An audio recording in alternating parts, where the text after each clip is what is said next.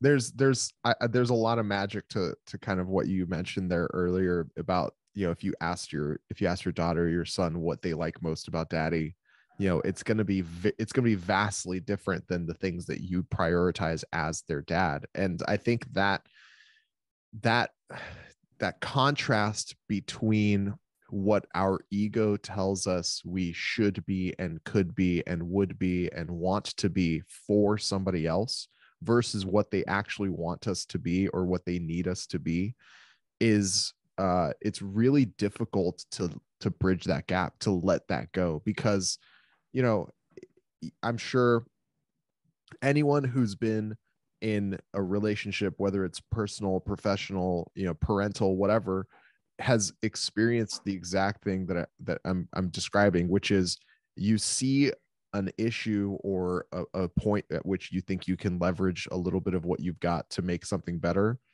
and you apply yourself in like a way that you think is going to be effective and good, and it actually ends up making things either worse or not better at all. And then you realize that you applied yourself in a way that makes you feel good about your application, not in a way that actually helps the situation for the person involved. And so, you look at the relationship between like a father and a daughter, and it's like, yeah, maybe for you it's like, oh, I look at this yard, or like, your daughter's never going to be like, yeah, dad's really good at meeting his KPIs at work. It's like his Excel sheets are just so tight. They work so well together. He doesn't even have to use a mouse. Like it's like, she's going to be like, yeah, daddy likes to like snuggle up and read Goodnight Moon. And I remember reading Goodnight Moon with him when I was younger. Like that's what they're going to think about, as opposed to all the other things that you might apply yourself to. And I'll throw something else out too that I've been thinking through, and I think the pandemic gave a great opportunity to kind of actually give the chance to take a breath and step back and be like, wow, how is my time assessment? And I think I realized that in the busyness of work, um, me and fellow dads don't give the best version of yourself for your professional life. And what I mean by that is, I think sometimes we look to our loved ones to understand or carry the burden of busyness or stress. And that's okay once in a while because that's your family. But it's really important that you show up the right way, right? Like you can't always expect your wife to get the crumbs of you at the end of a day or middle of a day or whatever it might be, because you crushed it at work that day. I think there's a way to simultaneously do both, but just remember that like you can't leave the tank on E just just for your professional development. Like there has to be a total scope there. And I think one of the hard places is understanding your true north. I think there's times where you have to realize that like your energy and time is the biggest way that you say what's important in your life, right? So when you audit that and you say, hey, where am I spending the most time? Like you should feel terrible about like, I scrolled on Instagram for 30 minutes tonight. Like, why in the world, if I'm saying that my joy comes from this, am I doing this? And so not to say you become this perfect human who perfectly balances work and life. All I'm saying is you have to be constantly aware of that because it's dynamic. You're never coming home to the same home every day. You're not the same person. Everything's changing. And I think that's something when you talked about leveling up in the beginning, it took me a long time to realize that I couldn't just fix a moment and be like, okay, this equation's solved. Let me go tackle something else.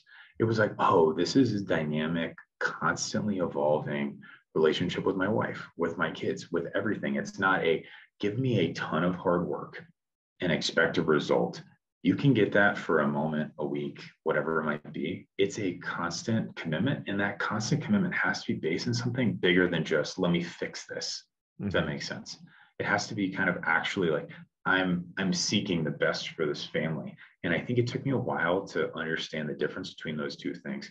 Because I'd come in like, the master problem solver, like, Luce, what do you need from my brilliant, incredible brain? and she, she would just politely look at me, and I never realized this in the moment. You talk about hindsight. She'd be like, I just wanted to talk to you. Like, I didn't want you to solve my problems today. And it's kind of funny. Like, I think the leveling up is like this finally like degradation of your arrogance to understand like these really common life principles. It's like, it's just how long that takes, right? Some of us take the scenic route. Some of us can read it in a book and like get it right away. That's not me. Yeah. I have to kind of go through the motions, the repetitions to actually understand it. And I also think that my wife and I have become a lot better about sharing things closer to the moment of us feeling a certain way. And I think we also lack the vernacular to explain. So I've got about 1% bandwidth left. And like that wasn't always easy to say, not because like one of us was uncomfortable with hearing that, but it's like creating the actual syntax to be able to say, I'm X. Yeah. Because you can't be perfect every single day and it's dynamic. And I also think there's something wildly valuable in understanding how to argue and be angry well. Like, it is more important because those are the moments that you have an opportunities to either grow or like take steps back, right? Because everyone feels. And so it's taking these moments to say, hey, I'm yelling at my 8-year-old right now. Like, not full open, but I'm like, we're yelling at each other right now. Like, what Yeah. version of this ends with anything beneficial? Because, sometimes your respect feels trampled on. And I'm like, is it my insecurity of not being respected by my 8-year-old daughter that's coming out right now? Like, is there anything beneficial by me going toe to toe with her? Like, is there some doubt as to like, I'm the father in this scenario? And so Yeah. it's very hard. I have a hard time putting my ego aside, just like everyone else does. Yeah. I think a lot of this stuff applies to my professional life too. Like there's these moments where you got to just go, what does success look like in this? Because the amount of emotional capital and energy you're putting into this like is not getting you anywhere near. And now you have to like double down and hold your ground or pull a radical enlightened saying that, well, pause. I'm freaking out right now for no reason. Can we all just take it down a notch? Like, that takes an incredible amount of trust, openness, and that whole kind of like creating that kind of space is difficult.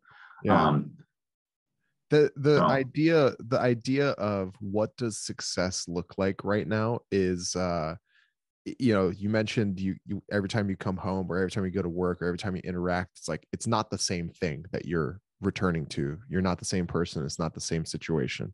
There's so much dynamic in the characteristics and influences and changes that are happening every single day to every single person that you might be able to repeat your best day back to back to back, but it might not be the best day for everybody involved just because of how many different experiences all those other people have. And I think the idea of, what does success look like is it's just constantly changing in so many ways.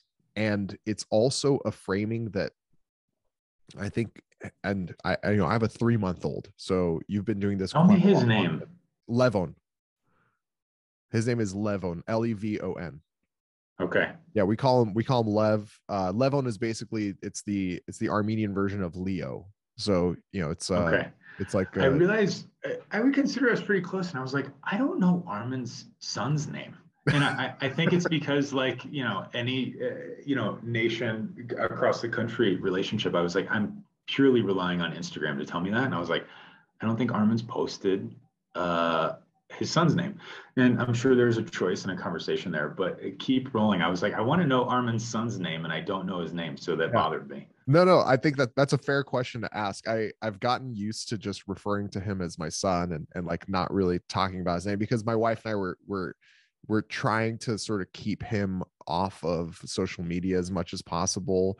Not to like he should never, because both of us have Instagram accounts, both of us have social media. So obviously we talk about him and have him in there. But we made a conscious decision because we have some people in our networks who have been like very, very, very oversharing, in our opinion, with their families. And we think it's a little bit more of like a personal, intimate thing. We just like to keep it separated. So like we just try not to post a lot about him other than like the back of his head or the side of his body or that sort of thing, just to just to kind of keep it on the deal. And one end result of that is that a lot of our friends who aren't like directly in contact with us on a day-to-day basis don't necessarily know what his name is. So yeah, his name is Levon. Well, great. Now I know. And hey, it's a good litmus for if people really want to know, they'll reach out and ask you. Yeah, that's a Right? good point. That's a really good point. Yeah. So what I was saying was the idea of success, it constantly changes. It's so fleeting to understand and realize what that success feels like. And it's also a framing that can lead to, I think, disappointment, because it's almost impossible to quote unquote successfully be a dad.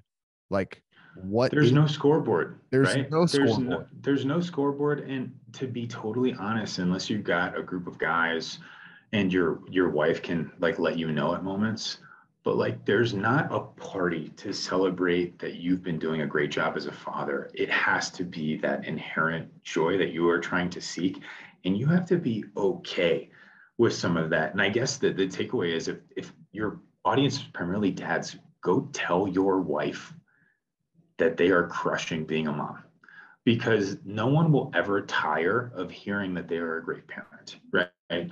Or even friends. Like, I'm actually feeling like I need to send a text to a couple of my dad friends who are like, hey, no baggage here. You're crushing it, man. Like, I just wanted to let you know. I could probably ride that high for months. Yeah. You know what I mean? Yeah. And there is no scoreboard. And that's what makes it really interesting is like you have this high importance factor, but there's not a KPI or a budget or something that you have to hit. So it's kind of this evolving thing, and it's a very selfless act. And I think that's why there's such a struggle defining like what success is, because I think people want this overt way to kind of go, that's it. Um, and the scoreboard's not there. No, You it's have to, never that simple. It's never that no. simple. And I think part of the reality too is like you undulate between truly seeking joy for your children and kind of not, right? I think not to say that I'm going to solve divorce rate today, but a lot of people don't stick it out. And I think it's because we lose sight of why did we really have kids and like what is the real purpose here? And all of us buoy away from that, right? Like we kind of go out into the waves, come back a little bit, but it's hard to truly selflessly pursue joy for your children.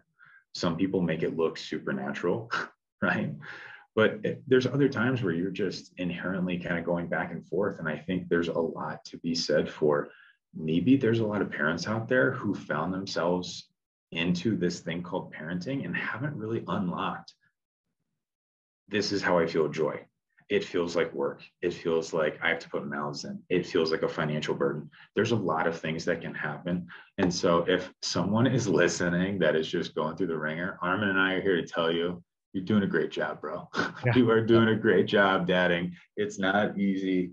There's no ticker tape parade at the end. And but you have to be able to tell yourself that it's so wildly important that what you're doing is for the goodness of your life and your family. And I think it's hard to marinate in that, right? It's really hard to say that that's like my joy is to truly seek everything possible for Vera and Everett.